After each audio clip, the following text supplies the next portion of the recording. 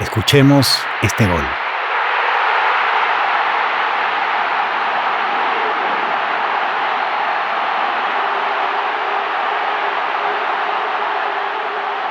Salomón Rondón le dio la tranquilidad a Venezuela en un partido que, honestamente, fue un desastre.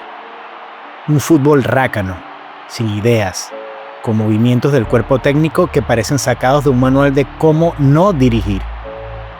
Pero ese gol, ese segundo gol, fue un bálsamo. No tanto para los jugadores, que seguían jugando mal, sino para el pueblo venezolano, que sueña con estas victorias como si fueran oxígeno en medio de una dictadura que ha separado familias, llevado al país a la ruina y convertido el fútbol en su última esperanza. Porque, ¿quién no querría ver a Venezuela en un mundial por primera vez? Esto es un sueño que, irónicamente, sería más una victoria para Nicolás Maduro que para el pueblo venezolano. Así lo prometió Jorge Jiménez, el presidente de la Federación Venezolana de Fútbol, al dictador. Lo vamos a lograr y usted será el primer presidente en llevar a Venezuela a su primer mundial en el 2026, presidente. Dios nos escuche, inshallah. Soy Jaime Garbet y esto es G News, el canal aliado de Casto o Cando News, con las historias que no debes olvidar.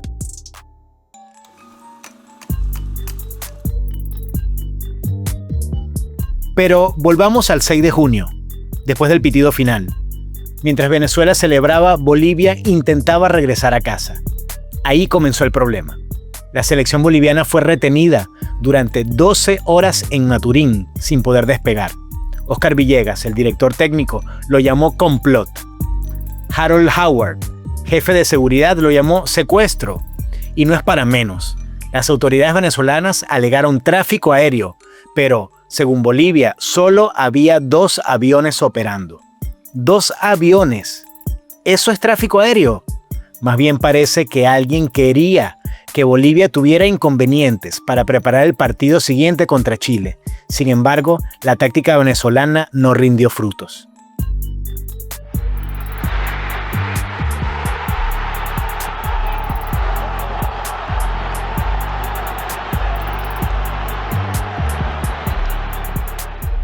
Fue sin dudas una estrategia sucia, que podría costarle puntos a Venezuela si Bolivia denuncia ante la FIFA. Y no sería la primera vez que Jorge Jiménez y sus jefes políticos, como Delcy Rodríguez, recurren a estas tácticas. Porque, después de todo, en el gran libro de la corrupción chavista, el sabotaje deportivo es tan solo un capítulo más.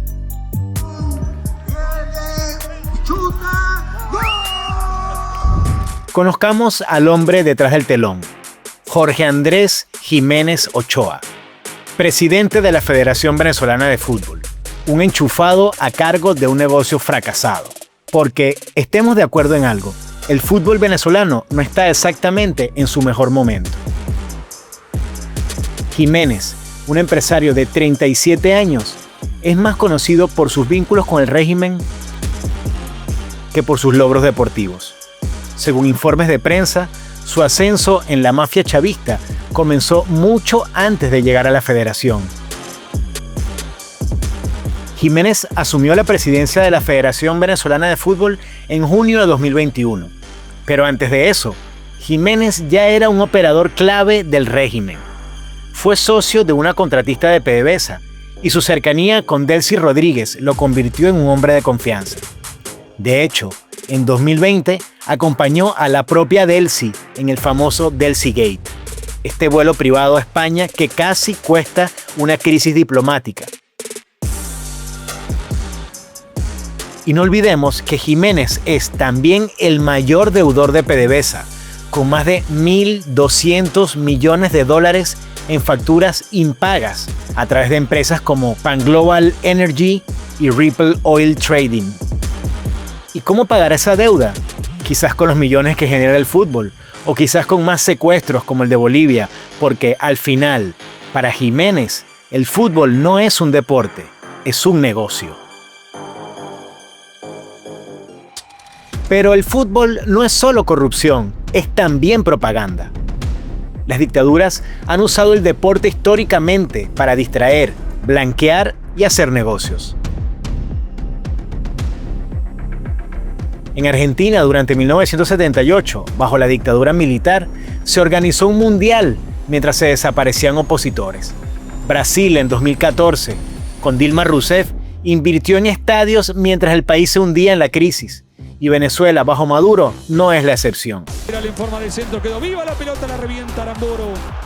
Y a correr, y va Salomón. Salomón ganó bien la posición contra Bómbito. Salomón es un golazo. ¡Gol! La clasificación al Mundial 2026 sería un gran triunfo para Venezuela, pero mucho más para Maduro, que utilizaría el logro para limpiar su imagen manchada como represor, su fraude electoral y por corrupto. Sin embargo, la cosa no se detiene ahí en Venezuela. Después del fraude electoral del 28 de julio del 2024, la Federación Venezolana de Fútbol prohibió las banderas en los estadios. Sí, las banderas. Porque, según ellos, un símbolo patrio es ahora un objeto prohibido, al mismo nivel que armas y cuchillos. La paranoia chavista no tiene límites. Prohibir banderas tras un fraude que dejó 20 muertos y más de 2.000 heridos es, digamos, irónico. Pero claro, el régimen teme que el fútbol se convierta en un espacio de protesta, como lo fue en Colombia con el grito de "Fuera Petro".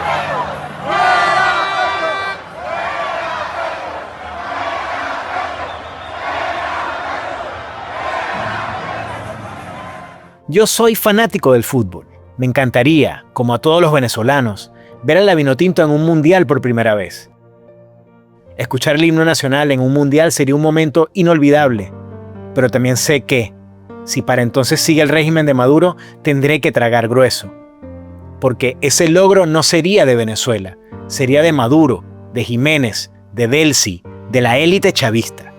Una victoria para los corruptos, los represores, los asesinos. Sin embargo, la selección venezolana cayó 2-0 contra Uruguay en el segundo partido de esta fecha de eliminatorias, haciendo que las posibilidades de clasificación sean cada vez más complicadas y difíciles. Esto demuestra que los éxitos no se logran solo a base de chequera e intimidación, sino a través de la consolidación de una estructura seria, transparente y donde el mérito sea la base. Ideas que son totalmente contrarias a la filosofía del régimen de Nicolás Maduro y su funcionario empresario petrolero devenido en nombre de fútbol, Jorge Jiménez.